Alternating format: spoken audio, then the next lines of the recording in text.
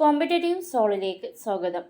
PSC SCRT സീരീസിൽ ഇന്ന് 9ാം ക്ലാസ്സിലെ ചാപ്റ്റർ 4 ആണ് ഡിസ്കസ് ചെയ്യുന്നത്. പാഠം 4 ചലനത്തിനു പിന്നിൽ. ഈ പാഠഭാഗത്ത് മനുഷ്യ ശരീരത്തിലെ അസ്ഥികളെക്കുറിച്ചും അസ്ഥിവ്യവസ്ഥ, അതുപോലെ എല്ലുകൾ, പേശികളെക്കുറിച്ചൊക്കെയാണ് പഠിക്കാനുള്ളത്. നമുക്ക് പാഠഭാഗത്തേക്ക് കടക്കാം. പാഠം 4 ചലനത്തിനു പിന്നിൽ. ഈ പാഠഭാഗത്ത് ഡിസ്കസ് ചെയ്യുന്ന ടോപ്പിക്കുകൾ ചലന വൈവിധ്യം, പേശികൾ, അസ്ഥിവ്യവസ്ഥ, വിവിധ ചട്ടക്കൂടുകൾ, പേശികളും വ്യായാമവും, അസ്ഥി പേശി തകരാറുകൾ, അസ്ഥികളും പരിണാമവും, സസ്യചലനങ്ങൾ. ആദ്യം ജീവലോകത്തെ ഒരുപാട് ചലനങ്ങൾ ഈ ജീവലോകത്ത് നടക്കുന്നുണ്ട്. അതിന് കുറച്ച് ഉദാഹരണങ്ങൾ തന്നിട്ടാണ് പാഠഭാഗം തുടങ്ങുന്നത്. അപ്പോൾ ജീവലോകത്തെ ചലനങ്ങൾ ആദ്യം സൂക്ഷ്മജീവികളിൽ ബാക്ടീരിയ, യുഗ്ലിന എന്നിങ്ങനെയുള്ള സൂക്ഷ്മജീവികളിൽ അവയിൽ ചലനോപാധിയായിട്ട് വരുന്നത് ഫ്ലജല്ലയാണ്. ഫ്ലജല്ല ഉപയോഗിച്ചിട്ടാണ് ബാക്ടീരിയ, യുഗ്ലിനയൊക്കെ ചലിക്കുന്നത്. അങ്ങനെയാകുമ്പോൾ അമീബയിൽ കപടപാദങ്ങൾ അല്ലെങ്കിൽ സ്യൂഡോപോഡിയയാണ് ചലനോപാധിയായിട്ട് വരുന്നത്. പാരമീസിയത്തിൽ സീലിയ. അപ്പോൾ സൂക്ഷ്മജീവികളിലെ ചലനോപാധികളാണ് ഇവിടെ പറയുന്നത്. ബാക്ടീരിയ, യുഗ്ലിന പോലുള്ളവയിൽ ഫ്ലജല്ല, അമീബയിൽ കപടപാദം, പാരമീസിയത്തിൽ സീലിയ. ദെൻ ജന്തുക്കളിൽ, അതായത് മനുഷ്യനിലും മൃഗങ്ങളിലെല്ലാം ഒരുപാട് ചലനങ്ങൾ ആന്തരികമായിട്ടും ബാഹ്യമായിട്ടും നടക്കുന്നുണ്ട്. അതിന് കുറച്ച് ഉദാഹരണങ്ങളാണ് പുംബീജങ്ങളുടെ ചലനം, അത് സ്പേമിൻ്റെ ഓവത്തിനോടടുത്തേക്കുള്ള ചലനമാണ് പുംബീജങ്ങളുടെ ചലനം. പെരിസ്റ്റാൾസിസ്, അന്നനാളത്തിലൂടെയും ദഹന സമയത്ത് അന്നനാളത്തിലൂടെ നടക്കുന്നത് പെരിസ്റ്റാൾസിസ് ആണ്. അതുപോലെ ചെറുകുടലുകളിലൊക്കെ പെരിസ്റ്റാൾസിസ് നടക്കുന്നുണ്ട്. ദെൻ ഹൃദയമിടിപ്പൊരു ചലനമാണ്. രക്തപര്യനം, ഓട്ടം, ചാട്ടം ഒക്കെ ഇതിന് ഉദാഹരണങ്ങളായിട്ട് വരും. ദെൻ സസ്യങ്ങളിലും അതുപോലെ നടക്കുന്നുണ്ട്. വിത്ത് മുളക്കൽ, വിത്തിൽ നിന്ന് മുളച്ച് സസ്യം വരുന്നത് ഒരു ചലനമാണ്. അതുപോലെ ഉദ്ദീപനങ്ങൾക്കനുസരിച്ച് സസ്യഭാഗങ്ങളുടെ ചലനം, അതായത് പ്രകാശത്തിന് സൂര്യൻ എവിടെയാണോ സൂര്യപ്രകാശത്തിലേക്ക് തണ്ട് വളഞ്ഞു പോകുന്നത് കാണാം. ഇതെന്താണ്? സസ്യങ്ങളുടെ ഉദ്ദീപനങ്ങൾക്കനുസരിച്ചുള്ള ചലനത്തിന് ഉദാഹരണമാണ്. അതുപോലെ വെള്ളത്തിൻ്റെ ഉറവിടത്തിലേക്ക് വേര് വളർന്നു പോകുന്നത് എന്താണ്? ഉദ്ദീപനങ്ങൾക്കനുസരിച്ചുള്ള സസ്യഭാഗങ്ങളുടെ ചലനത്തിൽ ഉൾപ്പെടുന്നു. ദെൻ പൊതുവായ ചലനങ്ങളാണ് ഓസ്മോസിസ്, ഡിഫ്യൂഷന്, ആക്റ്റീവ് ട്രാൻസ്പോർട്ട്. എന്താണ് ഓസ്മോസിസ്? ഓസ്മോസിസ് എന്ന് പറയുന്നത് കൂടിയ സാന്ദ്രതയുള്ള ഭാഗത്തു നിന്ന് കുറഞ്ഞ സാന്ദ്രതയുള്ള ഭാഗത്തേക്കുള്ള സ്വാഭാവികമായിട്ടുള്ള ചലനത്തെയാണ് ഓസ്മോസിസ് എന്ന് പറയുന്നത്. അതായത് കൂടിയ ഭാഗത്ത് നിന്ന് കുറഞ്ഞ ഭാഗത്തേക്ക്, കൂടിയ സാന്ദ്രതയുള്ള ഭാഗത്ത് നിന്ന് വെള്ളം എന്ത് ചെയ്യുന്നു? കുറഞ്ഞ ഭാഗത്തേക്ക്, കുറഞ്ഞ സാന്ദ്രതയുള്ള ഭാഗത്തേക്ക് ചലിക്കുന്നതിനെയാണ് ഓസ്മോസിസ് എന്ന് പറയുന്നത്. ഡിഫ്യൂഷനും ഇതുപോലെ തന്നെ വെള്ളത്തിൻ്റെ കേസ് ആകുമ്പോഴാണ് ഓസ്മോസിസ് എന്ന് പറയുന്നത്. ഏതൊരു വസ്തുവും കൂടിയ സാന്ദ്രതയിൽ നിന്ന് കുറഞ്ഞ സാന്ദ്രതയിലുള്ള ഭാഗത്തേക്ക് പോകുന്നതിനെയാണ് ഡിഫ്യൂഷൻ എന്ന് പറയുന്നത്. ഇത് ജലത്തിൻ്റെ കേസിൽ പറയുമ്പോൾ അതിനെ ഓസ്മോസിസ് എന്ന് പറയും. ഓസ്മോസിസും എന്താണ്? ഒരു തരത്തിൽ ഡിഫ്യൂഷനാണ്. Then active transport. Active transport പറയുന്നത് മറ്റ് ഡിഫ്യൂഷൻ സ്വാഭാവികമായിട്ട് നടക്കുകയാണ് കൂടിയ ഭാഗത്ത് നിന്ന് കുറഞ്ഞ ഭാഗത്തേക്ക്.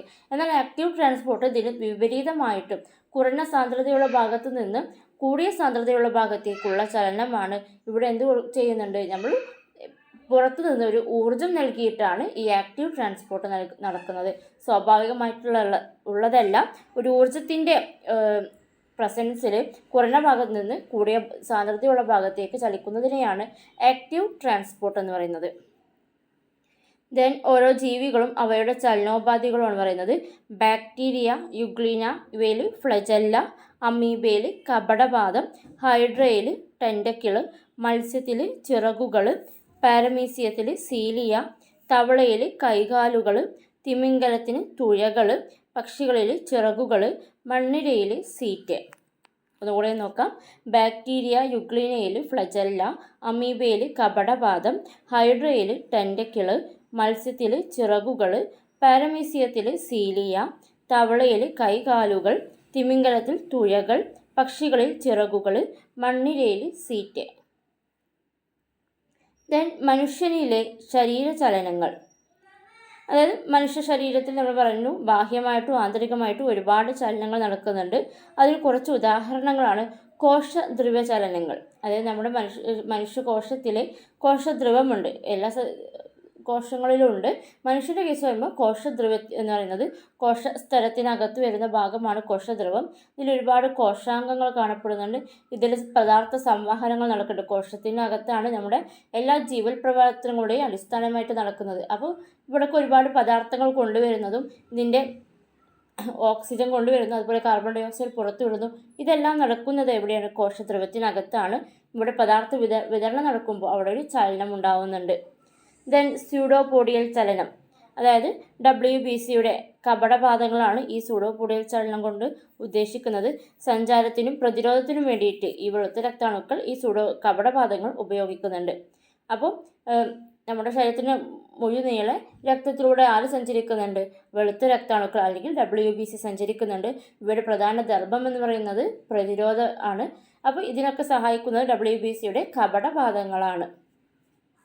ദെൻ ഫ്ലജല്ലാർ ചലനം, പൂമ്പീജ കോശങ്ങളിലെ ഫ്ലജല്ലത്തിൻ്റെ ചലനം അവയെ അണ്ഡത്തിനടുത്തെത്താൻ സഹായിക്കുന്നു. അപ്പോൾ ഒരു റിപ്രൊഡക്ഷൻ സമയത്ത് എന്ത് സംഭവിക്കുന്നു? പൂമ്പീജം അണ്ഡത്തിനടുത്തെത്തുന്നു. ഈ പൂമ്പീജം അണ്ഡത്തിനടുത്തേക്ക് എത്തുന്നത് എങ്ങനെയാണ്? ഫ്ലജല്ലയാണ് ഈ പൂമ്പീജത്തിനെ ചലിക്കാൻ സഹായിക്കുന്നത്. അപ്പോൾ പൂമ്പീജ കോശങ്ങളുടെ ചലനത്തിന് സഹായിക്കുന്നത് ഫ്ലജല്ലയാണ്. ദെൻ സീലിയറി ചലനം, അണ്ഡവാഹിയിലെ സീലിയ അണ്ഡത്തിൻ്റെ ചലനത്തിന് സഹായിക്കുന്നു. അപ്പം അണ്ഡവാഹിയിൽ ഒരു സ്ത്രീ ശരീരത്തിൽ അണ്ഡവാഹിയിലാണ് അണ്ഡം ഉണ്ടാവുന്നു. അണ്ഡവാഹിയിലൂടെ ഈ അണ്ഡം ചലിക്കുന്നത് എങ്ങനെയാണ്? സീലിയയുടെ സഹായത്തിലൂടെയാണ്. ദെൻ പേശി ചലനം, പേശികളുടെ സങ്കോചവും പൂർവ്വസ്ഥിതി പ്രാപിക്കലും വിവിധ ചലനങ്ങൾക്ക് സഹായിക്കുന്നു. അപ്പോൾ ഏറ്റവും ഇമ്പോർട്ടൻ്റ് ആയിട്ട് നമ്മുടെ ശരീരത്തിലെ ഓരോ ചലനങ്ങളും നടത്തുന്നവരാണ് പേശിയാണ്. പേശികളുടെ സങ്കോചവും പൂർവ്വസ്ഥിതി പ്രാപിക്കലുമാണ് വിവിധ ചലനങ്ങൾക്ക് സഹായിക്കുന്നത്. പേശിയെക്കുറിച്ച് നമുക്ക് കൃത്യമായിട്ട് പഠിക്കാനുണ്ട്. അപ്പോൾ ജസ്റ്റ് ഒന്നുകൂടി നോക്കാം. മനുഷ്യ ശരീരത്തിൽ നടക്കുന്ന ശരീര ചലനങ്ങളാണ് പറയുന്നത്. കോശദ്രവ ചലനങ്ങൾ, കോശത്തിനകത്തെ പദാർത്ഥ വിതരണമാണ് ഉദ്ദേശിക്കുന്നത്. ദെൻ സ്യൂഡോപോഡിയൽ ചലനം, WBCയുടെ വെളുത്ത രക്താണുക്കളുടെ കപടപാദങ്ങളാണ് പറയുന്നത്. ഫ്ലജല്ലാർ ചലനം, അതായത് പൂമ്പീജങ്ങളുടെ സ്പെർമിൻ്റെ ഫ്ലജല്ല ഉപയോഗിച്ചിട്ടുള്ള ചലനം. സീലിയറി ചലനം, അണ്ഡത്തിൻ്റെ ചലനമാണ് പറയുന്നത്.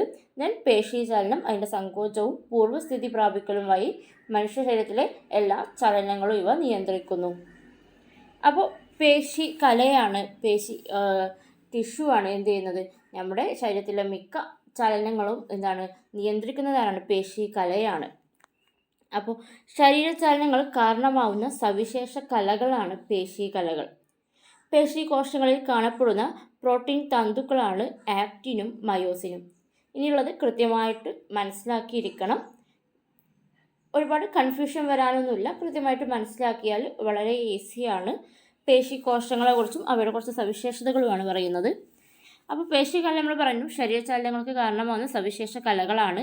ഈ പേശി കലകൾ രൂപപ്പെട്ടത് എങ്ങനെയാണ്? ഒരുപാട് പേശി കോശങ്ങൾ ചേർന്നിട്ടാണ്.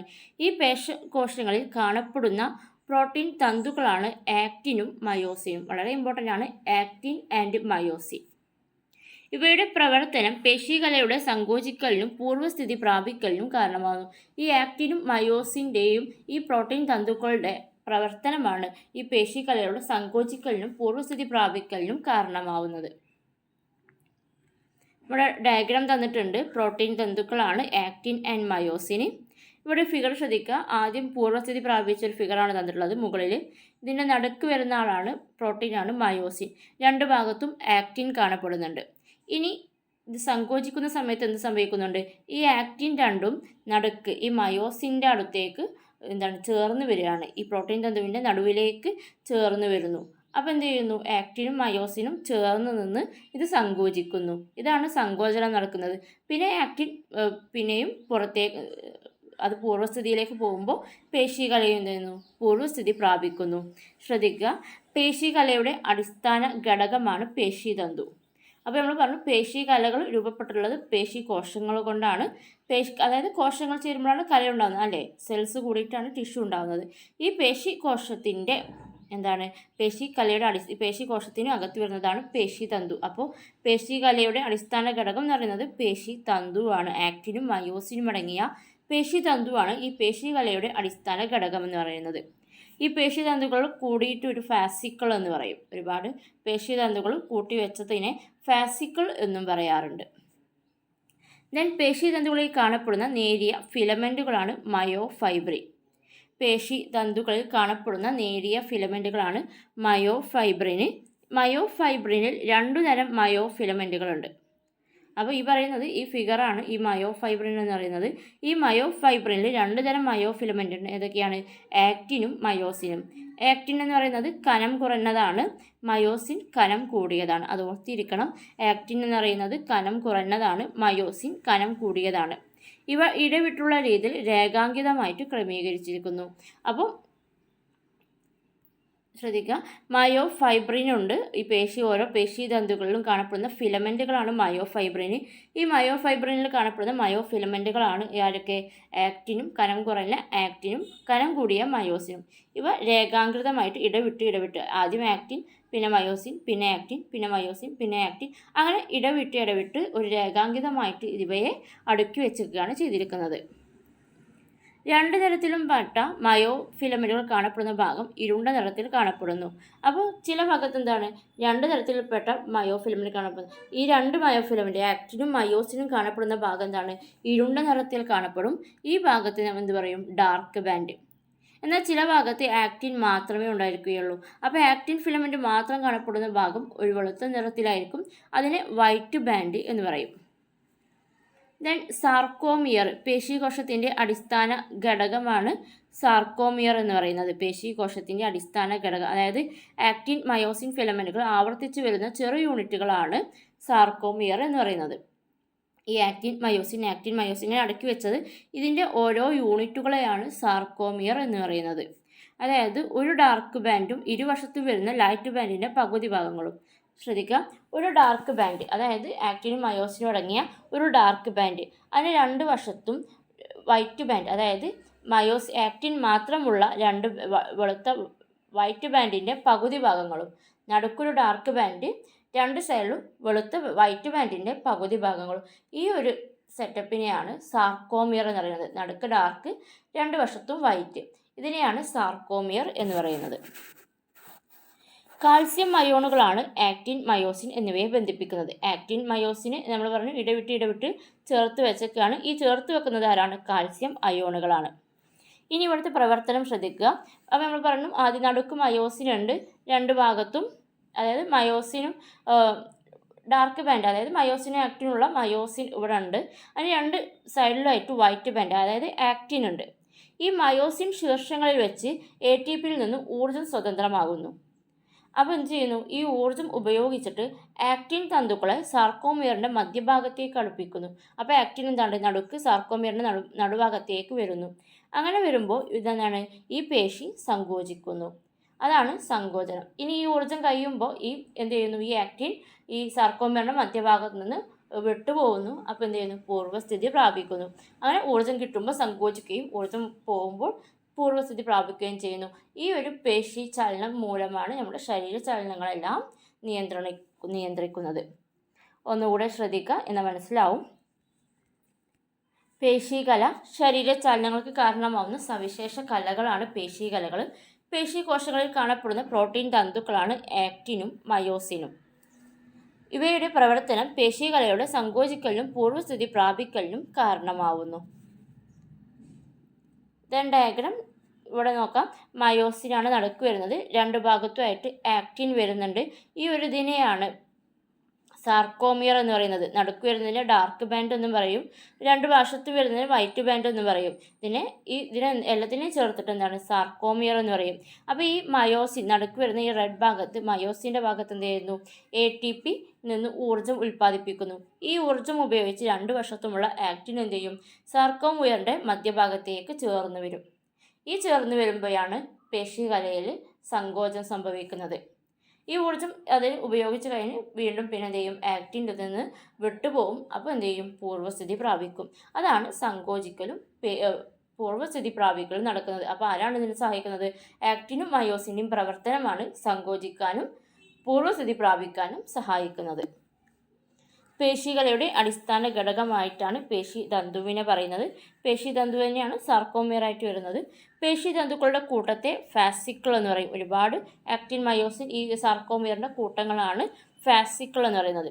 പേശീതന്തുക്കളിൽ കാണപ്പെടുന്ന ഫിലമെൻറ്റുകളാണ് മയോഫൈബ്രിൻ. മയോഫൈബ്രിനിൽ 2 മയോഫിലമെൻ്റ് ഉണ്ട്. ആക്റ്റിൻ കനം കുറഞ്ഞതാണ്, മയോസിൻ കനം കൂടിയതാണ്. ഇവ ഇടവിട്ടുള്ള രീതിയിൽ രേഖാങ്കൃതമായിട്ട് ക്രമീകരിച്ചിരിക്കുന്നു. 2 തരത്തിലും പെട്ട മയോഫിലമെൻറ്റുകൾ കാണപ്പെടുന്ന ഭാഗം ഇരുണ്ട നിറത്തിൽ കാണപ്പെടുന്നു. ഇതിനെയാണ് ഡാർക്ക് ബാൻഡ് എന്ന് പറയുന്നത്. അതായത് ആക്റ്റിനും മയോസിനുമുള്ള ഭാഗം. ആക്റ്റിൻ ഫിലമെൻറ്റ് മാത്രം കാണപ്പെടുന്ന ഭാഗമാണ് വൈറ്റ് ബാൻഡ്. ദെൻ സാർക്കോമിയർ പേശീകോശത്തിൻ്റെ അടിസ്ഥാന ഘടകം. ആക്റ്റിൻ മയോസിൻ ഫിലമെൻറ്റുകൾ ആവർത്തിച്ചു വരുന്ന ചെറു യൂണിറ്റുകളെയാണ് സാർക്കോമിയർ എന്ന് പറയുന്നത്. ഒരു ഡാർക്ക് ബാൻഡും ഇരുവശത്തും വരുന്ന ലൈറ്റ് ബാൻഡിൻ്റെ പകുതി ഭാഗങ്ങളും ചേർന്നതാണ് ഒരു സാർക്കോമിയർ. ദെൻ കാൽസ്യം അയോണുകളാണ് ആക്റ്റിനെയും മയോസിനെയും ബന്ധിപ്പിക്കുന്നത്. മയോസിൻ ശീർഷങ്ങളിൽ വെച്ച് ATPയിൽ നിന്ന് ഊർജ്ജം സ്വതന്ത്രമാവുന്നു. ഈ ഊർജ്ജം ഉപയോഗിച്ച് ആക്റ്റിൻ തന്തുക്കളെ സാർക്കോമിയറിൻ്റെ മധ്യഭാഗത്തേക്ക് അടുപ്പിക്കുന്നു. ഇതുവഴി പേശി സങ്കോചം നടക്കുന്നു. ഓക്കെ, ഇനി ഈ പേശികൾ 2 തരത്തിലുണ്ട്. ഐച്ഛിക പേശികളും അനൈച്ഛിക പേശികളും. ശ്രദ്ധിക്കുക, ഐച്ഛിക പേശികൾ എന്താണ്? ആഗ്രഹത്തിനനുസരിച്ച് നിയന്ത്രിക്കാൻ കഴിയുന്നവയാണ് ഐച്ഛിക പേശികൾ. അതായത് നമ്മുടെ ആഗ്രഹത്തിനനുസരിച്ച് നമുക്ക് നിയന്ത്രിക്കാൻ കഴിയും, നമ്മുടെ ശരീരത്തിൽ നിയന്ത്രിക്കാൻ കഴിയുന്ന ചലനങ്ങളെ ഉള്ളതാണ് ഐച്ഛിക പേശികൾ. അതായത് നമ്മൾ കൈ കൊണ്ടുള്ള ചലനങ്ങൾ, നമ്മുടെ കൈനെ എങ്ങനെ വേണമെങ്കിലും നമുക്ക് ചലിപ്പിക്കേണ്ടപ്പോൾ ചലിപ്പിക്കാനും വേണ്ടാത്തപ്പോൾ റെസ്റ്റ് ചെയ്ത് വെക്കാനും കഴിയും. ഇതിനെ നമ്മളാണ് നിയന്ത്രിക്കുന്നത്. അതുകൊണ്ടാണ് ഇതിനെ അനൈച്ഛിക പേശികളാണ് കൈകാലുകളിൽ ഉള്ളത്. എന്നാൽ അനൈച്ഛിക പേശികൾ എന്ന് പറയുമ്പോൾ ആഗ്രഹത്തിനനുസരിച്ച് നിയന്ത്രിക്കാൻ കഴിയാത്തവയാണ്. അതായത് ഇപ്പോൾ നമ്മുടെ ഹൃദയമിടിപ്പ് എന്താണ്? നമുക്ക് നിർത്തിവെക്കാൻ കഴിയില്ല. എന്നാൽ നിന്നുപോയാൽ അത് വീണ്ടും തുടങ്ങാനും നമുക്ക് നമ്മൾ വിചാരിച്ചാൽ കഴിയില്ല. അതാണ് അനൈച്ഛിക പേശികൾ എന്ന് പറയുന്നത്. ആഗ്രഹത്തിനനുസരിച്ച് നിയന്ത്രിക്കാൻ കഴിയാത്തവ. ഉദാഹരണങ്ങൾ തന്നിട്ടുണ്ട്. ഐച്ഛിക പേശികൾക്ക് ഉദാഹരണമാണ് കൈകളിലെ പേശികൾ, കാലിലെ പേശികൾ, കഴുത്തിലെ പേശികൾ. അനൈച്ഛിക പേശികൾക്ക് ഉദാഹരണമാണ് അന്നനാളത്തിലെ പേശികൾ, ഹൃദയപേശികൾ, ആമാശയത്തിലെ പേശികൾ. ഇനി ഇമ്പോർട്ടൻ്റ് പോയിന്റ് ആണ്, അനൈച്ഛിക പ്രവർത്തനങ്ങൾ നിയന്ത്രിക്കുന്നത് സ്വതന്ത്ര നാഡീ വ്യവസ്ഥയും ഹോർമോണുകളുമാണ്. ഈ അനൈച്ഛിക പ്രവർത്തനങ്ങൾ നിയന്ത്രിക്കുന്നതാരാണ്? സ്വതന്ത്ര നാഡീ വ്യവസ്ഥയും ഹോർമോണുകളുമാണ്. ദെൻ വിവിധ തരം പേശികൾ. അവയുടെ പ്രവർത്തനമെല്ലാം പഠിച്ചു. 2 തരം പേശികളുണ്ടെന്ന് പറയുന്നു. ഇനി വിവിധ തരം പേശികൾ, അതായത് ഓരോ ഭാഗത്തും വരുന്ന പേശികളെയാണ് ഇവിടെ ഉദ്ദേശിക്കുന്നത്. വിവിധ തരം പേശികളാണ്. 3 തരത്തിലുള്ള പേശികളാണ് നമ്മുടെ ശരീരത്തിലാകെ കാണുന്നത്. അസ്ഥിപേശി, മൃദുലപേശി, ഹൃദയപേശി. അസ്ഥിപേശി, മൃദുലപേശി, ഹൃദയപേശി. സവിശേഷത, ഓരോ പേശികളുടെയും സവിശേഷതയാണ് ടേബിളിൽ തന്നിട്ടുള്ളത്. അപ്പോൾ ആദ്യം അസ്ഥിപേശി. അസ്ഥിപേശി എന്താണ്? അസ്ഥികളുമായി ബന്ധിച്ചിരിക്കുന്ന പേശികളാണ് അസ്ഥിപേശികൾ. പൊള്ളയായ ആന്തരാവയവങ്ങളിൽ കാണപ്പെടുന്നതാണ് മൃദുല പേശികൾ. അതുപോലെ ഹൃദയഭിത്തിയിൽ കാണപ്പെടുന്നതാണ് ഹൃദയപേശികൾ. കോശങ്ങളുടെ ആകൃതി നോക്കുകയാണെങ്കിൽ അസ്ഥിപേശികളുടേത് ഒരു സിലിണ്ടർ ആകൃതിയാണുള്ളത്. മൃദുല പേശികൾക്ക് സ്പിൻഡിൽ ആകൃതിയിലാണുള്ളത്. ഹൃദയപേശികളുടെ ആകൃതി എന്ന് പറയുന്നത് ശാഖകളായി പിരിഞ്ഞ കോശങ്ങളാണ് ഇവയിലുള്ളത്. ശാഖകളായിട്ട് പിരിഞ്ഞ കോശങ്ങളാണ് ഹൃദയപേശിയിൽ കാണപ്പെടുന്നത്. ഇനി കുറുവരകളുടെ സാന്നിധ്യം. അതായത് കുറുവരകൾ എന്ന് പറയുന്നത് ഇപ്പോൾ ഇത് സിലിണ്ടർ ആകൃതിയിലാണെങ്കിൽ അതിൻ്റെ ഇടയ്ക്കിടയ്ക്ക് ഇടയ്ക്കിടയ്ക്ക് വെച്ചിട്ട് ഒരു ഡാർക്ക് കളറിൽ ഓരോ വരകൾ കാണപ്പെടുന്നതിനെയാണ് കുറുവരകൾ എന്ന് പറയുന്നത്. അപ്പോൾ അസ്ഥിപേശിയിൽ കുറുവരകളുടെ സാന്നിധ്യം കാണപ്പെടുന്നുണ്ട്. എന്നാൽ മൃദുലപേശിയിൽ കുറുവരകളുടെ സാന്നിധ്യം ഇല്ല. അതുപോലെ ഹൃദയപേശിയിൽ കുറുവരകളുടെ സാന്നിധ്യമുണ്ട്. അപ്പോൾ ഹൃദയപേശിയിലും അസ്ഥിപേശിയിലും എന്തുണ്ട്? കുറുവരകളും ഉണ്ട്. ഇനി അസ്ഥിപേശിയിൽ ശാഖകൾ കാണപ്പെടുന്നില്ല. അതുപോലെ തന്നെ മൃദുലപേശിയിലും ശാഖകൾ കാണപ്പെടുന്നില്ല. എന്നാൽ ഹൃദയപേശിയിൽ ശാഖകൾ കാണപ്പെടുന്നുണ്ട്. ആഗ്രഹത്തിനനുസരിച്ച് പേശികളുടെ നിയന്ത്രണം. അസ്ഥിപേശി നമുക്ക് ഐച്ഛികമാണ്. അതുപോലെ മൃദുലപേശി അറിയുന്നത് അനൈച്ഛികമാണ്. നമ്മളുടെ ആഗ്രഹത്തിനനുസരിച്ച് നിയന്ത്രിക്കാൻ കഴിയില്ല. അതുപോലെ തന്നെ ഹൃദയപേശിയും അനൈച്ഛികമാണ്. അപ്പോൾ ഒന്നുകൂടി നോക്കാം. അസ്ഥിപേശികൾ എന്ന് പറയുന്നത് അസ്ഥികളുമായി ബന്ധിപ്പിച്ചിരിക്കുന്ന പേശികളാണ് അസ്ഥിപേശികൾ. ഈ അസ്ഥിപേശികളുടെ കോശങ്ങളുടെ ആകൃതി ഒരു സിലിണ്ടർ ആകൃതിയാണ്. ഇവയിൽ കുറുവരകൾ കാണപ്പെടുന്നുണ്ട്. അതുപോലെ ഈ ശാഖകൾ കാണപ്പെടുന്നില്ല. ഇതിൻ്റെ ഒരു ഐച്ഛിക നിയന്ത്രണമാണ് ഇവയിൽ വരുന്നത്. ദെൻ മൃദുല പേശികൾ എന്ന് പറയുമ്പോൾ പൊള്ളയായ ആന്തരാവയവങ്ങളിൽ കാണപ്പെടുന്നതാണ് മൃദുല പേശികൾ. സ്പിൻഡിൽ ആകൃതിയിലാണ് വരുന്നത്. കുറുവരകളുടെ സാന്നിധ്യമില്ല, ശാഖകളില്ല. അനൈച്ഛിക പേശിയാണ് മൃദുല പേശി. ദെൻ ഹൃദയപേശികൾ എന്ന് പറയുന്നത് ഹൃദയഭിത്തിയിൽ കാണപ്പെടുന്നതാണ്. ഹൃദയപേശികളുടെ കോശങ്ങൾ ശാഖകളായി പിരിഞ്ഞ കോശങ്ങളാണ്. കുറുവരകളുടെ സാന്നിധ്യമുണ്ട്, അതുപോലെ ശാഖകളുടെ സാന്നിധ്യമുണ്ട്. ഇത് അനൈച്ഛികമാണ്, ആഗ്രഹത്തിനനുസരിച്ച് നിയന്ത്രിക്കാൻ കഴിയില്ല. ദെൻ കൈമടക്കൽ. ഇത് നമ്മുടെ കൈ മടക്കുമ്പോൾ അവിടെ വരുന്ന അസ്ഥികൾക്ക് അതുപോലെ തന്നെ പേശികൾ ഒക്കെ ആണ് ഈ കൈ മടങ്ങാൻ നമ്മളെ സഹായിക്കുന്നത്. ഏതൊക്കെ പേശികളാണ്, ഏത് അസ്ഥിയാണെന്ന് നോക്കാം. ടെൻഡന്, മടക്കൽ പേശി, നിവർത്തൽ പേശി, അസ്ഥി. ഇത് ജസ്റ്റ് നമുക്ക് ഒന്ന് മനസ്സിലാക്കാൻ വേണ്ടി തന്നതാണ്. അസ്ഥി വരുന്നുണ്ട്, അതുപോലെ താഴെ മുകളിലുമായിട്ട് മടക്കൽ പേശിയും നിവർത്തൽ പേശിയും വരുന്നുണ്ട്, ഒരു ടെൻഡനും വരുന്നുണ്ട്. ദെൻ പേശിക്ലമം. എന്താണ് പേശിക്ലമം? ഇവിടെ നോക്കാം. പേശികോശങ്ങളിൽ ഓക്സിജൻ സാന്നിധ്യത്തിൽ ശ്വസനം നടന്നുണ്ടാവുന്ന ATP ആണ് പേശിക്ക് ഊർജം നൽകുന്നത്. തുടർച്ചയായ പേശി അധ്വാനം ഓക്സിജന്റെ അഭാവം സംഭവിക്കുകയും പേശിക്ക് ഊർജം ലഭിക്കാതെ സങ്കോചിക്കാനുള്ള കഴിവ് താൽക്കാലികമായി നഷ്ടപ്പെടുകയും ചെയ്യുന്ന അവസ്ഥയാണ് പേശിക്ലമം എന്ന് പറയുന്നത്. അപ്പോൾ നമ്മുടെ പേശിയുടെ പ്രവർത്തനം എങ്ങനെയാണ് നടക്കുന്നത്? ഓക്സിജന്റെ പ്രസൻസിൽ, ഓക്സിജന്റെ സാന്നിധ്യത്തിൽ പേശികോശങ്ങൾ നടക്കുന്ന ശ്വസനത്തിലൂടെയാണ് ATP ഉണ്ടാകുന്നത്. ഈ ATPയിൽ നിന്നുള്ള ഊർജം ഉപയോഗിച്ചിട്ടാണ് നമ്മുടെ പേശി പ്രവർത്തിക്കുന്നത്. അപ്പോൾ നമ്മൾ തുടർച്ചയായിട്ടുള്ള അധ്വാനം, അതായത് തുടർച്ചയായിട്ട് നമ്മൾ എക്സസൈസ് എടുക്കുക അല്ലെങ്കിൽ എന്തെങ്കിലും കായികമായിട്ടുള്ള ജോലികളിൽ ഏർപ്പെടുകയാണെങ്കിൽ എന്ത് ചെയ്യും? ഈ ഓക്സിജൻ്റെ കുറവ് വരും. ഓക്സിജൻ തുടർച്ചയായിട്ട് പേശികോശങ്ങളിൽ ശ്വസനം നടക്കുകയും അവയുടെ ഊർജം തരുകയുമാണ് നമ്മുടെ ശരീരത്തിന്. ഈ ഓക്സിജന് ഒരുപാട് ഉപയോഗിക്കുമ്പോൾ ഓക്സിജൻ്റെ ഒരു കുറവ് വരും. ഈ കുറവ് വരുന്ന സമയത്ത് എന്താണ്, താൽക്കാലികമായിട്ട് നമുക്ക് പേശിക്ക് ഊർജം ലഭിക്കില്ല. അപ്പോൾ പേശിയുടെ സങ്കോചിക്കാനും പൂർവ്വസ്ഥിതി പ്രാപിക്കാനുള്ള കഴിവൊക്കെ താൽക്കാലികമായിട്ട് നഷ്ടപ്പെടുന്ന അവസ്ഥയാണ് പേശിക്ലമം എന്ന് പറയുന്നത്. അപ്പോൾ ഓക്സിജൻ്റെ കുറവും അഭാവം സംഭവിക്കുന്നത് മൂലം ഊർജം ലഭിക്കാതെയാണ് എന്ത് ചെയ്യുന്നത്? പേശിക്ലമം സംഭവിക്കുന്നത്. അപ്പോൾ നമ്മൾ പേശിയെക്കുറിച്ച് പറഞ്ഞു, പേശിയുടെ പ്രവർത്തനങ്ങൾ, പേശിയുടെ വിവിധതരം പേശികൾ, അതുപോലെ അനൈച്ഛിക പേശി എന്താണ്, ഐച്ഛിക പേശി എന്താണെന്ന് പറഞ്ഞു, പേശിക്ലമം എന്താണെന്ന് പഠിച്ചു. ദെൻ അസ്ഥികൂടം, മനുഷ്യാസ്ഥികൂടം ഡയഗ്രം കൃത്യമായിട്ട് നോക്കുക. മനുഷ്യാസ്ഥികൂടം, ഹ്യൂമൻ സ്കെൽട്ടൺ. മനുഷ്യരിൽ ഒരുപാട് അസ്ഥികൾ കാണപ്പെടുന്നുണ്ട്. അസ്ഥികൾ ഒരുപാട് കൂട്ടിവെച്ചിട്ടാണ് ഒരു മനുഷ്യൻ്റെ സ്ട്രക്ചർ രൂപപ്പെടുത്തിയിട്ടുള്ളത്. അപ്പോൾ ഈ മനുഷ്യാസ്ഥികൂടത്തെ നമുക്ക് അസ്ഥികളെ രണ്ടായിട്ട് തിരിക്കാം, അക്ഷാസ്ഥികൂടമെന്നും അനുബന്ധാസ്ഥികൂടമെന്നും. ഈ അക്ഷാസ്ഥികൂടം എന്ന് പറയുന്നത് ആക്സിയൽ സ്കെൽട്ടൺ, ശരീരത്തിൻ്റെ കേന്ദ്ര അക്ഷത്തിൽ കാണപ്പെടുന്ന അസ്ഥികൾ ഉൾക്കൊള്ളുന്നതാണ് അക്ഷാസ്ഥികൂടം. അതായത് കേന്ദ്രഭാഗത്ത് വരുന്നതാണ് അക്ഷാസ്ഥികൂടം.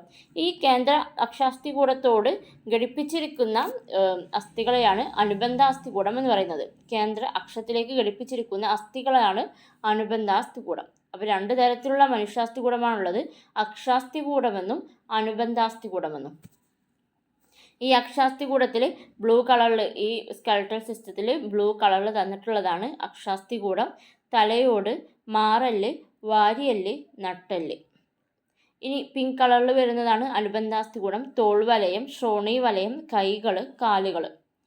നമുക്കറിയാം ഒരു സാധാരണ മനുഷ്യനിൽ 206 അസ്ഥികളാണ് ഉള്ളത്. ആകെ ഒരു മനുഷ്യാസ്ഥികൂടത്തിൽ 206 എണ്ണമാണുള്ളത്. ഇതിൽ അക്ഷാസ്ഥികൂടത്തിൽ 80 എണ്ണമാണ് വരുന്നത്. അനുബന്ധാസ്ഥികൂടത്തിൽ 126 എണ്ണം കൃത്യമായിട്ട് ഇരിക്കണം. അക്ഷാസ്ഥികൂടത്തിൽ 80 എണ്ണവും അനുബന്ധാസ്ഥികൂടത്തിൽ 126. ഇനി അക്ഷാസ്ഥികൂടത്തിൽ നമ്മൾ പറഞ്ഞു 80 ആണുള്ളത്. ഇതിൽ തലയോട്ടിൽ 29ഉം മാറലിൽ 1ഉം വാരിയല്ലിൽ 24ഉം നട്ടെല്ലിൽ 26ഉം. ദെൻ അനുബന്ധാസ്ഥികൂടത്തിൽ 126 ആണ് ആകെ ഉള്ളത്. ഇതിൽ തോൾവലയത്തിൽ 4 എണ്ണം, ശ്രോണീവലയം അതായത് ഇടുപ്പിൻ്റെ ഈ ഭാഗത്ത് ശ്രോണീവലയത്തിൽ 2 എണ്ണം, കൈകളിലും കാലുകളിലും 60 എണ്ണം വീതവും. അപ്പോൾ ഡയഗ്രം ഒന്നുകൂടെ നോക്കാം. മനുഷ്യാസ്ഥികൂടം രണ്ടായിട്ട് തിരിക്കുന്നുണ്ട്, അക്ഷാസ്ഥികൂടവും അനുബന്ധാസ്ഥികൂടവും.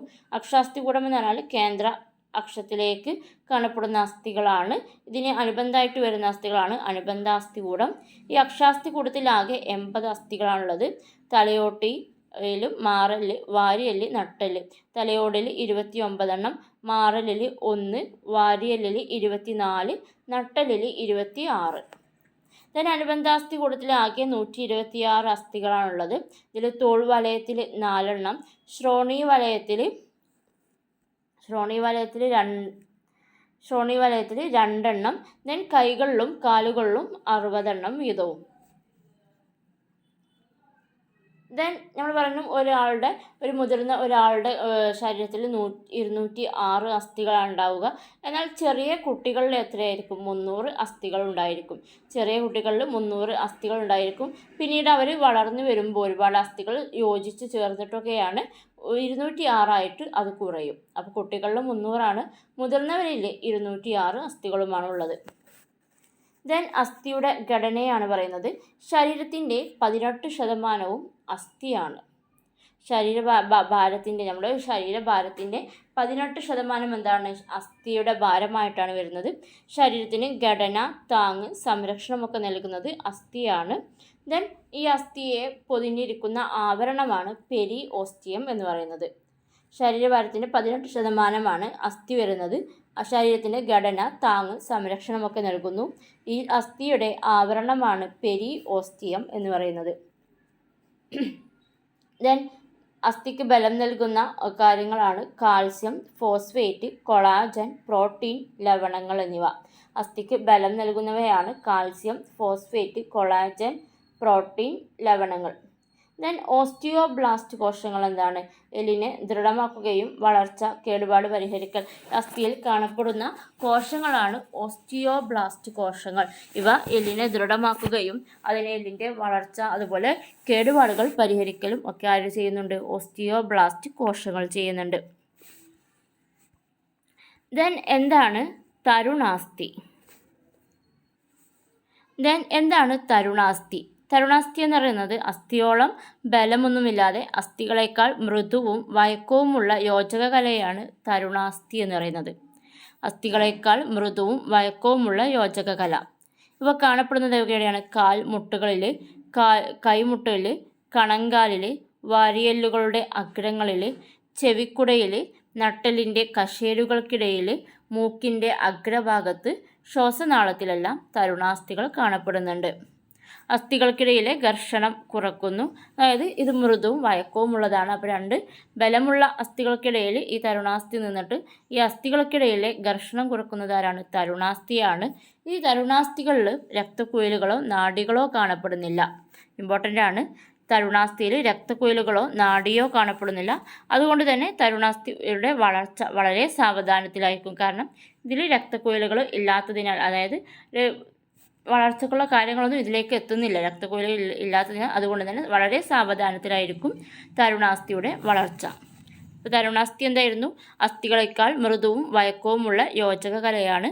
കൈമുട്ട്, കാൽമുട്ട്, കണങ്കാല്, വാരിയെല്ലുകളുടെ അഗ്രങ്ങളിൽ, ചെവിക്കുട, നട്ടെല്ലിൻ്റെ കശേരുകൾക്കിടയിൽ, മൂക്കിൻ്റെ അഗ്രഭാഗത്ത്, ശ്വാസനാളത്തിലൊക്കെയാണ് കാണപ്പെടുന്നത്. അസ്ഥികൾക്കിടയിലെ ഘർഷണം കുറക്കുന്നത് തരുണാസ്ഥിയാണ്. രക്തക്കുഴലോ നാഡിയോ തരുണാസ്ഥിയിൽ കാണപ്പെടുന്നില്ല.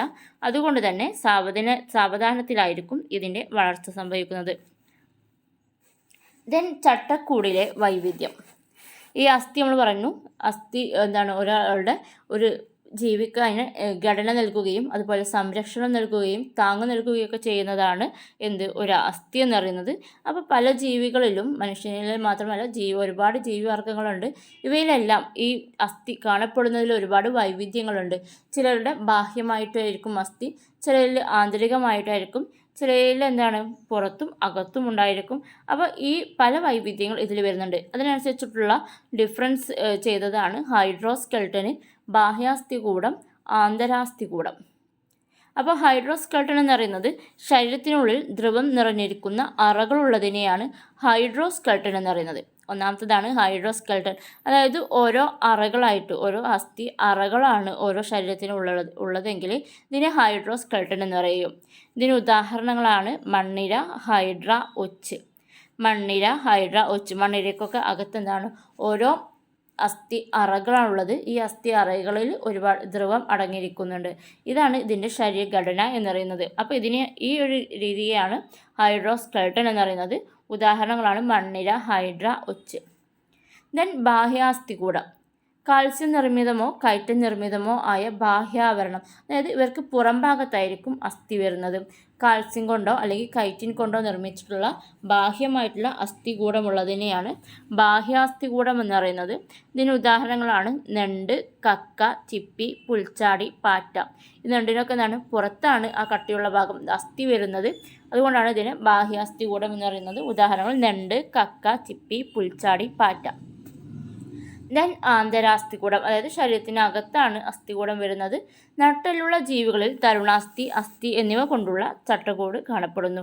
നട്ടെല്ലുള്ള ജീവികളിൽ അധികവും ആന്തരാസ്ഥികൂടമാണ് കാണപ്പെടുന്നത്. അകത്തായിരിക്കും അസ്ഥികൂടം വരുന്നത്.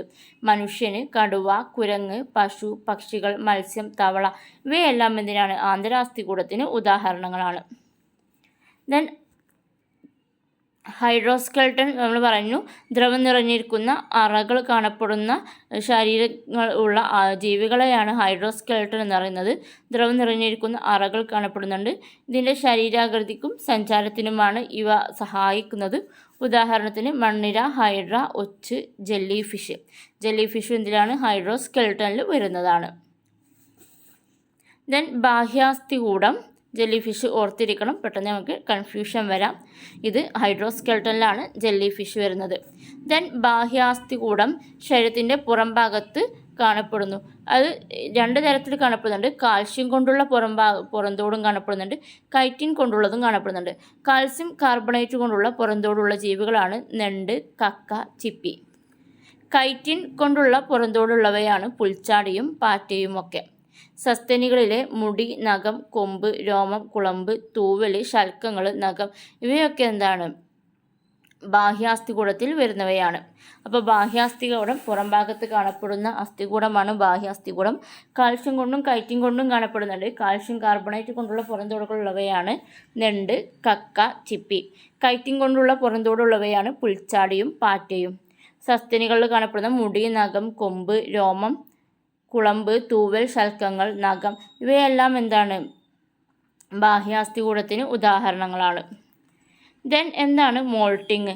ബാഹ്യാസ്ഥികൂടത്തിൽ തന്നെ വരുന്നതാണ്. ബാഹ്യാസ്ഥികൂടമുള്ള ജീവികൾ അവയുടെ പുറന്തോട് പൊയ്ക്കുന്ന പ്രക്രിയയാണ് മോൾട്ടിങ് എന്ന് പറയുന്നത്.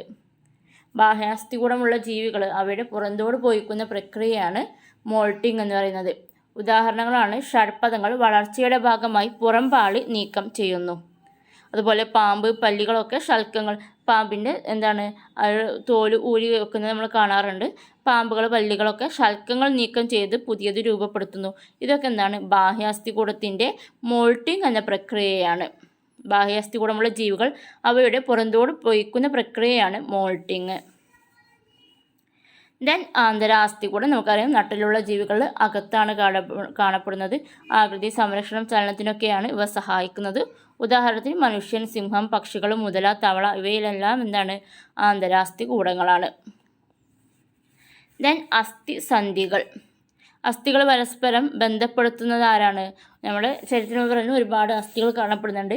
ഈ അസ്ഥികളൊക്കെ ബന്ധപ്പെടുത്തി വെക്കുന്നത് ആരാണ്? അസ്ഥിസന്ധികളാണ്. അപ്പോൾ ഇതിൻ്റെ ഭാഗങ്ങളും കൃത്യമായിട്ട് അറിഞ്ഞിരിക്കണം. അസ്ഥിസന്ധിയുടെ ഒരു ഡയഗ്രമാണ് തന്നിട്ടുള്ളത്. രണ്ട് അസ്ഥികൾ ചേർന്നിരിക്കുന്ന ഭാഗമാണ് അസ്ഥിസന്ധി വരുന്നത്. അപ്പോൾ ഈ രണ്ട് അസ്ഥികളെയും ചേർത്ത് വെക്കുന്ന പുറം തോട് ഏതാണ്? ലിഗമെൻ്റാണ്. അതിനകത്തൊരു ക്യാപ്സ്യൂൾ എന്ന ഭാഗം വരുന്നുണ്ട്. അതുപോലെ രണ്ട് അസ്ഥികൾക്കിടയിൽ തരുണാസ്ഥി കാണപ്പെടുന്നുണ്ട്. തരുണാസ്ഥി എന്തിനാണ്? അതിൻ്റെ ഘർഷണം കുറക്കുന്നതിന് വേണ്ടിയിട്ടാണ്. ദെൻ സൈനോവിയൽ സ്തരം കാണപ്പെടുന്നുണ്ട്. രണ്ട് തരുണാസ്ഥികൾക്ക് ശേഷം ഒരു സൈനോവിയൽ സ്തരം കാണും. ഈ സൈനോവിയൽ സ്തരത്തിൽ നിന്ന് സൈനോവിയൽ ദ്രവം പുറത്തു വരുന്നുണ്ട്. ഈ രണ്ട് അസ്ഥികൾക്കും ഇടയിൽ ഒരു സൈനോവിയൽ ദ്രവം ഉണ്ടായിരിക്കും. അതുകൊണ്ട് തന്നെ ഇനി ഓരോ ഭാഗങ്ങളും എന്താണ് ചെയ്യുന്നത് നോക്കാം. ലിഗമെൻ്റ് എന്ന് പറയുന്നത് അസ്ഥികളെ ബന്ധിപ്പിക്കുന്നത്, രണ്ട് അസ്ഥികളെ ബന്ധിപ്പിച്ച് വെക്കുന്നത് ആരാണ്? ലിഗമെൻ്റ് ആണ്. ലിഗമെൻറ്റിൻ്റെ ഫിഗർ ശ്രദ്ധിക്കുക. രണ്ടിനെയും ബന്ധിപ്പിച്ച് നിർത്തുന്നത് ലിഗമെൻ്റ് ആണ്. ദെൻ ക്യാപ്സ്യൂൾ, ലിഗമെൻറ്റിനിടയിൽ കാണപ്പെടുന്ന ചെറിയൊരു പോർഷനാണ് ക്യാപ്സ്യൂൾ. അസ്ഥിയുടെ സുഗമമായ ചലനത്തിന് സഹായിക്കുന്നു. അസ്ഥി എന്താണ്? രണ്ടിനെയും ബന്ധിപ്പിച്ച് വെച്ച് കഴിഞ്ഞാലും ഓരോ അസ്ഥിക്കും അതിൻ്റെതായ ചലനങ്ങൾ ചെയ്യേണ്ടി വരും. അപ്പോൾ ഇതിനെ സഹായിക്കുന്നത് ആരാണ്? ക്യാപ്സ്യൂളാണ്. ദെൻ തരുണാസ്ഥി അഗ്രഭാഗത്ത് ഈ അസ്ഥിയെ പൊതിഞ്ഞ് കാണപ്പെടുകയാണ് ചെയ്യുന്നത്. ഇത് രണ്ട് അസ്ഥികൾ തമ്മിലുള്ള ഘർഷണം കുറക്കുന്നു. ദെൻ സൈനോവിയൽ ധ്രുവം, ഇതും ഘർഷണം കുറക്കുന്നതിന് വേണ്ടിയിട്ട് സൈനോവിയൽ സ്ഥിരം ഉൽപ്പാദിപ്പിക്കുന്നതാണ്. സൈനോവിയൽ സ്ഥിരം എന്ന് പറയുന്നത് സൈനോവിയൽ ധ്രുവം ഉൽപ്പാദിപ്പിക്കുന്നു. അപ്പോൾ ഡയഗ്രാം ഒന്നുകൂടെ നോക്കാം. അസ്ഥിസന്ധികൾ, 2 അസ്ഥികൾ ചേരുന്ന ഭാഗമാണ് അസ്ഥിസന്ധികൾ എന്ന് പറയുന്നത്. അപ്പോൾ ഈ 2 അസ്ഥികളെയും ചേർത്ത് വെക്കുന്നത് ലിഗമെൻ്റാണ്. ദെൻ ലിഗമെൻറ്റിനിടയിൽ കാണപ്പെടുന്ന ചെറിയൊരു പോർഷനാണ് ക്യാപ്സ്യൂള്. ഇതെന്താണ്? ഇത് ചേർത്ത് വെച്ചാലും ഓരോ അസ്ഥികൾക്കുമുള്ള ചലനങ്ങൾ ചെയ്യുന്നതിന് വേണ്ടി സഹായിക്കുന്നത് ക്യാപ്സ്യൂളാണ്. ദെൻ തരുണാസ്ഥി കാണപ്പെടുന്നുണ്ട്. രണ്ടിനിടയ്ക്കുള്ള അഗ്രഭാഗത്ത്, 2 അസ്ഥികളുടെ അഗ്രഭാഗത്ത് കാണപ്പെടുന്നതാണ് തരുണാസ്ഥികൾ. ഇത് ഘർഷണം കുറക്കുന്നു. അതുപോലെ തന്നെ സൈനോവിയൽ സ്ഥിരവും കാണപ്പെടുന്നുണ്ട്. ഈ സൈനോവിയൽ സ്ഥിരത്തിൽ നിന്ന് സൈനോവിയൽ ധ്രുവം വരുന്നു. ഇതും എന്താണ്? ഘർഷണം കുറക്കുന്നു. ദെൻ വിവിധ തരം അസ്ഥിസന്ധികൾ. അപ്പോൾ 2 അസ്ഥികളെ ചേർത്ത് വെക്കുന്നതാണ് അസ്ഥിസന്ധികൾ എന്ന് പറയുന്നു. അപ്പോൾ വിവിധ തരത്തിൽ ഈ അസ്ഥിസന്ധികളുണ്ട്. ഏതൊക്കെയാണ്? 4 രീതിക്കാണ് അസ്ഥിസന്ധികൾ വരുന്നത്. ഗോളരസന്ധി, വിജാഗിരി സന്ധി, കീലസന്ധി, തെന്നി നീങ്ങുന്ന സന്ധി. 4 ഗോളരസന്ധി, വിജാഗിരി സന്ധി, കീലസന്ധി, തെന്നി നീങ്ങുന്ന സന്ധി. ഓരോന്നും അതിൻ്റെ പേര് ഓർത്തിരുന്നാൽ തന്നെ അത് ഏതൊക്കെ ഭാഗങ്ങളിൽ നിന്നാണൊക്കെ നമുക്ക് മനസ്സിലാക്കും, അതിൻ്റെ സവിശേഷതയൊക്കെ മനസ്സിലാക്കാൻ കഴിയും. ഇപ്പോൾ ഗോളരസന്ധി എന്ന് പറയുന്നത് എന്താണ്? ഗോളാകൃതിയിലുള്ള അഗ്രഭാഗം കപ്പ് പോലുള്ള കുയിൽ ബന്ധിപ്പിച്ചിരിക്കുന്നു. എല്ലാ തലങ്ങളിലുമുള്ള ചലനം സാധ്യമാക്കുന്നു. ഗോളരസന്ധി എന്ന് പറയുമ്പോൾ അതായത് 2 സന്ധികൾ ചേർന്നിരിക്കുകയാണ്. ഒരു സന്ധിയുടെ അഗ്രഭാഗം ഒരു കപ്പ് പോലെയും ഒരു സന്ധിയുടെ അഗ്രഭാഗം ഒരു ഗോളമാരിയായിരിക്കും. അപ്പോൾ ഈ ഗോളഭാഗം പോലുള്ള ഈ സന്ധിയുടെ അഗ്രഭാഗം എന്തായിരിക്കും? ഈ കപ്പിലേക്ക് ഇറങ്ങിയിരിക്കും. അപ്പോൾ ഒരു ഭാഗം എന്താണ്? ഒരു അസ്ഥിയുടെ അറ്റം വരുന്നത് ഗോളത്തിൻ്റെ രൂപത്തിലും ഒന്നിൻ്റെത് കപ്പിൻ്റെ രൂപത്തിലും. ഈ കപ്പിലേക്ക് ഈ ഗോളം ഇറങ്ങിയിരിക്കുന്നു. അങ്ങനെയാണ് ഗോളരസന്ധി രൂപപ്പെടുന്നത്. അതുകൊണ്ട് തന്നെ ഈ ഗോളത്തിന് എങ്ങനെ വേണമെങ്കിലും ചലിക്കാൻ കഴിയും. ഈ കപ്പിനകത്ത് നിന്ന് ഗോളത്തിന് ഉരുളാൻ കഴിയും. അപ്പോൾ ഈ കപ്പിനകത്ത് ഇതിന് ഉരുണ്ടിട്ട് ഏത് വശത്തേക്ക് വേണമെങ്കിലും ഇതിന് ചലനം സാധ്യമാകും. അപ്പോൾ ഇതിന് ഉദാഹരണങ്ങൾ പറയുമ്പോൾ നമുക്കൊന്നുകൂടെ മനസ്സിലാവും. തോൾ വലയത്തിൽ, അപ്പോൾ ഈ തോൾ ഭാഗത്ത് ഈ കൈ വരുന്നത്. കൈ നമുക്ക് എല്ലാ വശത്തേക്കും ആക്കാം. അപ്പോൾ ഇവിടെ വരുന്നത്? ഗോളരസന്ധിയാണ്. അതുപോലെ തോൾ വലയത്തിൽ ഭുജാസ്ഥി എന്നിവ ചേരുന്ന സന്ധി, ഇടുപ്പെല്ല്, തുടയെല്ല് എന്നിവ ചേരുന്ന സന്ധിയും തോൾവലയവും ഭുജാസ്ഥി പറഞ്ഞാൽ നമ്മുടെ കയ്യിലുള്ള അസ്ഥിയാണ്. ഈ തോൾവലയും ഭുജാസ്ഥിയും ചേരുന്നത് ഗോളരസന്ധിയാണ്. അതുപോലെ ഇടുപ്പെല്ലും തുടയെല്ലും ചേരുന്നതും ഗോളരസന്ധിയാണ്. ദെൻ വിജാഗിരി സന്ധി. വിജാഗിരി എന്ന് പറയുന്നത് നമ്മുടെ വാതിലുകളിലൊക്കെ കാണപ്പെടുന്നത് വിജാഗിരി കാണപ്പെടുന്നുണ്ട്. ഈ വാതിലിൻ്റെ ചലനം എങ്ങനെയായിരിക്കും? ഒരു വശത്തേക്ക് വിജാഗിരി പോലെ ഒരു വശത്തേക്കുള്ള ചലനം മാത്രം സാധ്യമാക്കും. അതായത് ഒരു വശത്ത് തുറക്കുക, അടക്കുക, ഇങ്ങനെ ഒരു ചലനം മാത്രമേ ഉള്ളൂ വിജാഗിരിക്കുള്ളത്. അപ്പോൾ വിജാഗിരി സന്ധി പറയുന്നത് വിജാഗിരി പോലെ ഒരു വശത്തേക്കുള്ള ചലനം മാത്രമാണ് സാധ്യമാക്കുന്നത്.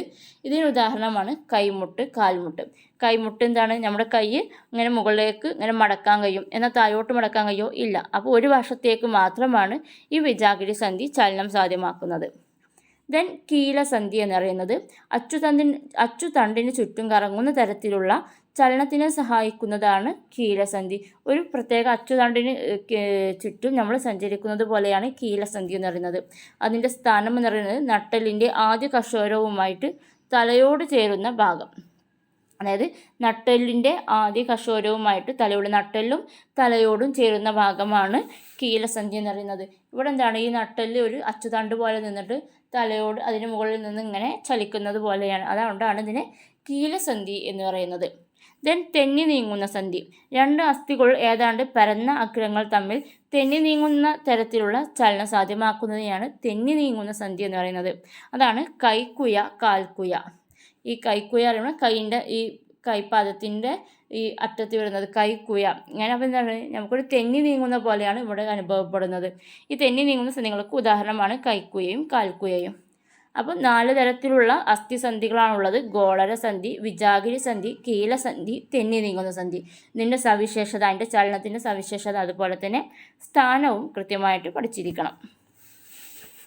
ദെൻ അസ്ഥിവികാസം. അസ്ഥിയുടെ വളർച്ചയ്ക്ക് സഹായിക്കുന്നത് ആരൊക്കെയാണ്?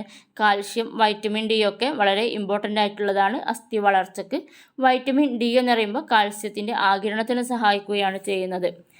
കാൽസ്യം ആണ് നമുക്ക് അസ്ഥിയുടെ വളർച്ചയ്ക്കും വികാസത്തിനും വളരെ ഇമ്പോർട്ടൻ്റ് ആയിട്ടുള്ള കാര്യം. അതുപോലെ വൈറ്റമിൻ ഡി വേണം. വൈറ്റമിൻ ഡി എന്തിനാണ്? കാൽസ്യത്തിൻ്റെ ആഗിരണത്തിന് സഹായിക്കുകയാണ് വൈറ്റമിൻ ഡി ചെയ്യുന്നത്. അപ്പോൾ ഈ വൈറ്റമിൻ ഡിയുടെ കുറവ് എന്തിന് കാരണമാകും? കാൽസ്യത്തിൻ്റെ ആഗിരണത്തിന് കുറവിന് കാരണമാകും. അതുപോലെ തന്നെ അസ്ഥിയുടെ വളർച്ചയുടെ കുറവിനും ഇത് വൈറ്റമിൻ ഡിയുടെ കുറവ് കാരണമാകും. അപ്പോൾ വൈറ്റമിൻ ഡിയുടെ അഭാവം ഒരു രോഗാവസ്ഥയാണ്. കുട്ടികളിൽ ഈ രോഗാവസ്ഥയെ റിക്കറ്റ്സ് എന്നും മുതിർന്നവരിൽ ഓസ്റ്റിയോപൊറോസിസ് എന്നും പറയും. അപ്പോൾ വൈറ്റമിൻ ഡിയുടെ അഭാവം കുട്ടികളിൽ റിക്കറ്റ്സ്, മുതിർന്നവരിൽ ഓസ്റ്റിയോപൊറോസിസ് എന്നും പറയും. ഇനി ഒരു കാര്യം, ഓസ്റ്റിയോപൊറോസിസ് അതുപോലെ റുമറ്റോയിഡ് ആർത്രൈറ്റിസ് ഇത് സ്ത്രീകളിലാണ് കൂടുതലായിട്ട് കാണപ്പെടുന്നത്. ഇതിൻ്റെ കാരണം എന്താണ്? ഓസ്റ്റിയോപൊറോസിസ് അതായത് ഈ സന്ധിവേദന അങ്ങനത്തെ കാര്യങ്ങളൊക്കെ എന്താണ്? സ്ത്രീകളിലാണ് കൂടുതലായിട്ട് കാണപ്പെടുന്നത്.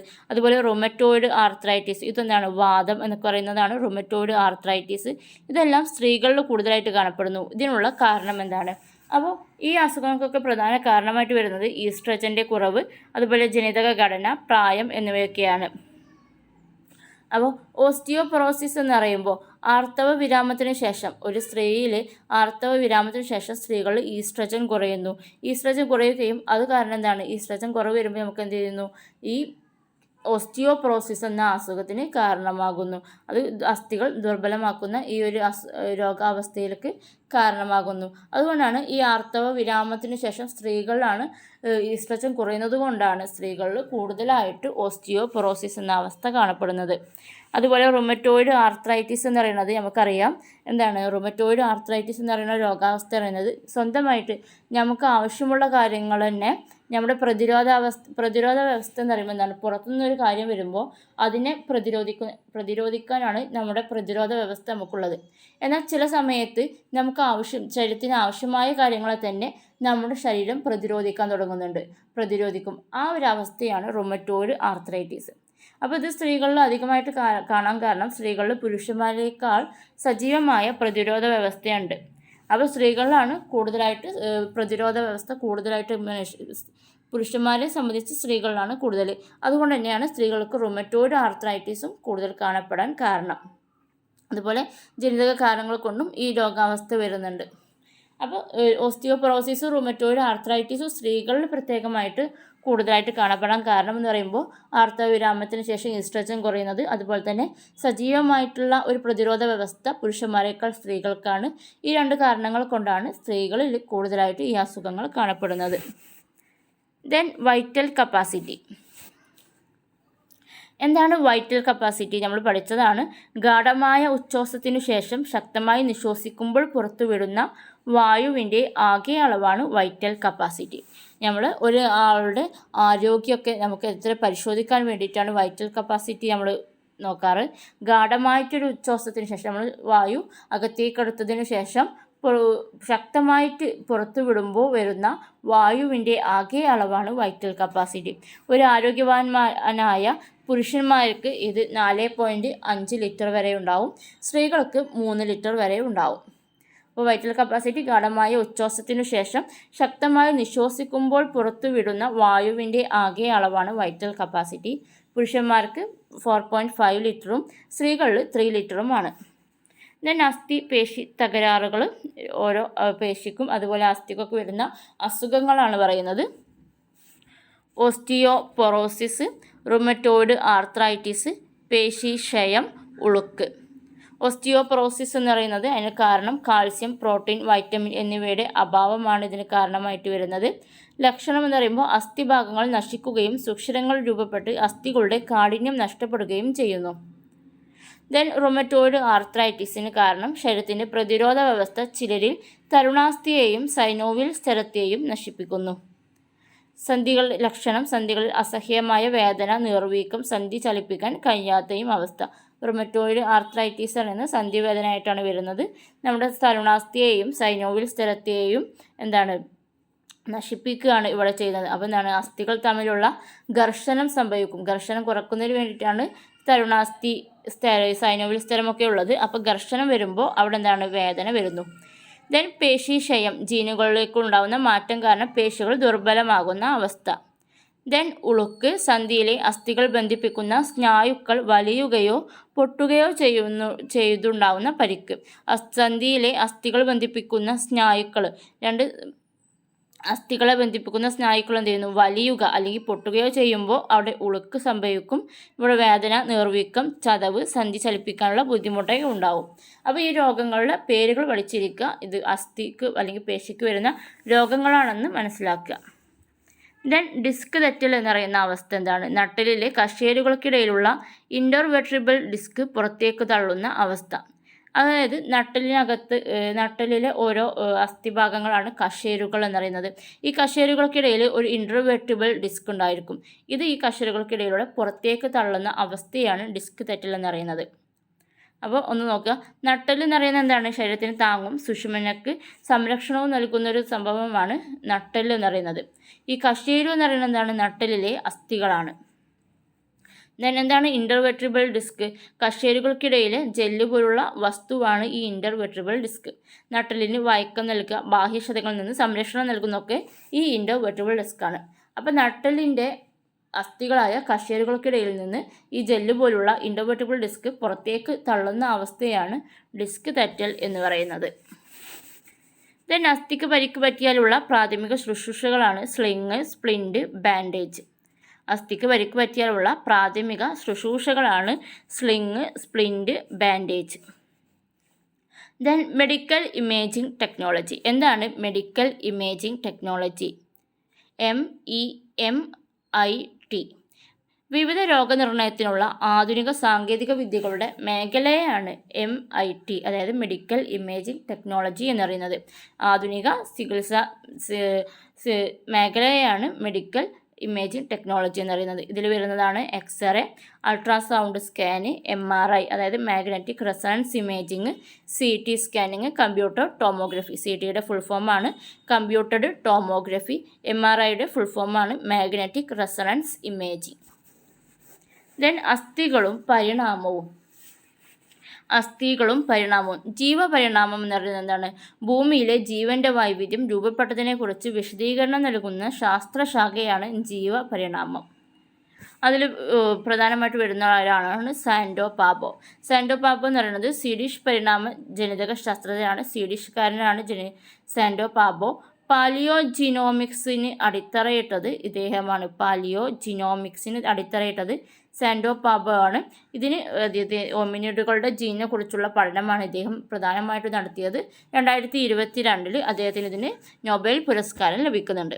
അപ്പോൾ സാൻഡോ പാബോ ആരാണെന്ന് അറിഞ്ഞിരിക്കുക. സ്വീഡിഷ്കാരനാണ്. പാലിയോജിനോമിക്സിന് അടിത്തറയിടുന്നത് ഇദ്ദേഹമാണ്. 2022 ഹോമിനിഡുകളുടെ ജീനിനെ കുറിച്ചുള്ള പഠനത്തിന് നൊബേൽ സമ്മാനം ലഭിച്ചു. ദെൻ ലാസ്റ്റ് സസ്യങ്ങളിലെ ചലനം. ഇപ്പോൾ ജന്തുക്കളിലെ ചലനങ്ങളാണ് പറഞ്ഞത്. മനുഷ്യനിൽ വരുന്ന ചലനങ്ങളൊക്കെ പഠിച്ചു. ദെൻ സസ്യങ്ങളിൽ നമ്മൾ പറഞ്ഞു ഉദ്ദീപനങ്ങളൊക്കെ അനുസരിച്ചുള്ള ചലനങ്ങൾ നടക്കുന്നുണ്ട്. ഭൂബീജങ്ങളുടെ ചലനങ്ങൾ നടക്കുന്നുണ്ട്. വിത്ത് മുളക്കുന്നത് സസ്യങ്ങളിൽ നടക്കുന്ന ചലനങ്ങളാണ്. അപ്പോൾ സസ്യങ്ങളിലെ പ്രധാനമായിട്ടുള്ള ചലനങ്ങളാണ് ഉദ്ദീപനങ്ങളൊക്കെ അനുസരിച്ചുള്ള ചലനം. എന്താണ് ഉദ്ദീപനം? ജീവജാലങ്ങളിൽ പ്രതികരണത്തിന് കാരണമാകുന്ന ആന്തരികമോ ബാഹ്യമോ ആയ പ്രതികരണമാണ് ഉദ്ദീപനം എന്ന് പറയുന്നത്. അപ്പോൾ ഒരു പ്രതികരണ കാരണമാകുന്ന ഒരു വസ്തുവിനനുസരിച്ച് ആന്തരികമായിട്ടോ ബാഹ്യമായിട്ടോ സസ്യങ്ങളിൽ വരുന്ന പ്രതികരണമാണ് ഉദ്ദീപനം എന്ന് പറയുന്നത്. അതായത് 2 തരത്തിലുണ്ട്: ട്രോപ്പിക ചലനവും ന്യാസ്തിക ചലനവും. ട്രോപ്പിക ചലനം എന്ന് പറഞ്ഞാൽ പോസിറ്റീവാണ്, ന്യാസ്റ്റിക് എന്ന് പറഞ്ഞാൽ നെഗറ്റീവാണ്. അപ്പോൾ ഒരു ഉദ്ദീപനത്തിൻ്റെ ദിശക്കനുസരിച്ചുള്ള ചലനമാണ് ട്രോപ്പിക ചലനം. എന്നാൽ ഉദ്ദീപന ദിശക്ക് അനുസരിച്ചല്ലാതെയുള്ള ചലനമാണ് ന്യാസ്തിക ചലനം. അതായത് നെഗറ്റീവും പോസിറ്റീവും. ഉദ്ദീപനം ഇപ്പോൾ സൂര്യപ്രകാശം കാണുമ്പോൾ അങ്ങോട്ടുള്ള ചലനത്തിന് എന്താണ്? ട്രോപ്പിക ചലനം എന്ന് പറയും. ഇനി നമ്മുടെ ഗുരുത്വാകർഷണം നോക്കുമ്പോൾ ഗുരുത്വാകർഷണം അങ്ങോട്ടാണ്, താഴോട്ടാണ്. എന്നാൽ സസ്യം എന്താണ്? മുകളിലോട്ട് വളരുന്നു. അപ്പോൾ ഈ ഗുരുത്വാകർഷണം താഴോട്ടും സസ്യ വളർച്ച മുകളിലോട്ടും. അപ്പോൾ ഈ ഗുരുത്വാകർഷണത്തിന് അനുസരിച്ചാണോ? അല്ല, അതിന് എതിർദിശയിലേക്കാണ് ചലനം വരുന്നത്. ഇതിന് നാസ്തിക ചലനം എന്ന് പറയും, അതായത് നെഗറ്റീവ് ചലനം. ട്രോപ്പിക ചലനത്തിന് ഉദാഹരണങ്ങളാണ് പ്രകാശ ട്രോപ്പിക ചലനം. അതായത് പ്രകാശത്തിനനുസരിച്ച് പ്രകാശം കാണുമ്പോൾ എന്താണ്? ആ ഭാഗത്തേക്ക് സസ്യം വളർന്നു പോകുന്നു, ചെരിഞ്ഞു നിൽക്കുന്നു. ഇതെന്താണ്? പ്രകാശ ട്രോപ്പിക ചലനം, പോസിറ്റീവ് ചലനമാണ്. ഭൂഗുരുത്വ ട്രോപ്പിക ചലനം നമ്മൾ പറയുന്നത് നെഗറ്റീവാണ്. അതായത് തണ്ട് മുകളിലേക്ക് പോകുന്നു, ഭൂഗുരുത്വം താഴോട്ട് പോകുന്നു. ഇത് എപ്പോഴാണ് ട്രോപ്പിക ചലനം പോസിറ്റീവായിട്ട് മാറുന്നത്? ഭൂഗുരുത്വം താഴോട്ടും വേര് എങ്ങോട്ടാണ് വളരുന്നത്? താഴോട്ടാണ് വളരുന്നത്. അപ്പോൾ വേരിനെ സംബന്ധിച്ച് എന്താണ്? ഭൂഗുരുത്വ ട്രോപ്പിക ചലനമാണ്. ദെൻ ജലട്രോപ്പിക ചലനം. ജലത്തിനനുസരിച്ച് നമ്മൾ കണ്ടു. പിക്ചറിൽ മൂന്നാമത്തെ പിക്ചർ നോക്കാം. ജലത്തിനനുസരിച്ച് ജലത്തിനടുത്തേക്ക് വേര് പോകുന്നു. ഇത് ജലട്രോപ്പിക ചലനമാണ്. ദെൻ സ്പർശ ട്രോപ്പിക ചലനം. നമ്മൾ തൊടുന്നതിനനുസരിച്ച് സസ്യങ്ങളിൽ മാറ്റമുണ്ടാകുന്നതാണ് സ്പർശ ട്രോപ്പിക ചലനം. തൊട്ടാവാടിക്ക് ഉദാഹരണമാണ്. ദെൻ രാസ ട്രോപ്പിക ചലനം, അതായത് രാസവസ്തുക്കൾക്ക് അനുസരിച്ച് വരുന്ന മാറ്റങ്ങളാണ് രാസ ട്രോപ്പിക ചലനം. സ്പർശ ട്രോപ്പിക ചലനം എന്ന് പറയുമ്പോൾ നമ്മൾ ഇപ്പോൾ പടർന്ന് പിടിക്കുന്ന വള്ളികൾ എന്താണ്? ഒരു പടർന്ന് പോകുമ്പോൾ ഒരു കമ്പ് കാണുമ്പോൾ അതിനെ സ്പർശിച്ചു, അപ്പോൾ മനസ്സിലായി ഇവിടെ വളരാൻ പറ്റും. അപ്പോൾ ഈ ഒരു സ്പർശനത്തിലൂടെ ഈ ഒരു വസ്തുവിൽ വളരാമെന്ന് മനസ്സിലാക്കി അതിലൂടെ വളർന്നു പോകുമ്പോഴാണ് സ്പർശ ട്രോപ്പിക ചലനം വരുന്നത്. ദെൻ രാസ ട്രോപ്പിക ചലനം എന്താണ്? പൂമ്പീജങ്ങളൊക്കെ എന്താണ്? രാസങ്ങൾക്ക് അനുസരിച്ചിട്ടാണ് പൂമ്പീജങ്ങളൊക്കെ ചലിച്ചു പോകുന്നത്. രാസ ട്രോപ്പിക ചലനം ഇവിടെ വരുന്നുണ്ട്. ദെൻ നാസ്തിക ചലനത്തിന് ഉദാഹരണമാണ് തൊട്ടാവാടി. ഞാൻ പറയുന്നു ട്രോപ്പിക ചലനം അതുകൊണ്ട് നാസ്തിക് ചലനമാണ്. അതായത് സ്പർശിക്കുമ്പോൾ എന്താണ്? ഇത് വാടിപ്പോവുകയാണ് ചെയ്യുന്നത്, അപ്പം നാസ്തിക ചലനമാണ്. അതുപോലെ ഇല രാത്രി കൂമ്പുന്നത്. രാത്രി എന്താണ്? ഇല കൂമ്പിപ്പോവുന്നു, അതെന്താണ്? നെഗറ്റീവായിട്ടാണ് വരുന്നത്. അപ്പം നാസ്തിക ചലനത്തിന് ഉദാഹരണങ്ങളുമാണ് തൊട്ടാവാടിയും രാത്രി ഇല കൂമ്പുന്നതും. അപ്പോൾ ഇത്രയാണ് ഈ പാഠഭാഗത്ത് വരുന്നത്. ഒരുപാട് കാര്യങ്ങളൊന്നുമില്ല, എന്നാൽ വളരെ ഇമ്പോർട്ടൻ്റ് ആയിട്ടുള്ള കുറച്ച് കാര്യങ്ങളുണ്ട്. മനസ്സിലാക്കിയിട്ട് പഠിക്കുക. ക്ലാസ് ഇഷ്ടപ്പെട്ടിട്ടുണ്ടെങ്കിൽ ലൈക്ക് ചെയ്യുക. തുടർന്നുള്ള പാഠഭാഗത്തിന് വേണ്ടിയിട്ട് ചാനൽ സബ്സ്ക്രൈബ് ചെയ്ത് വെക്കുക. താങ്ക്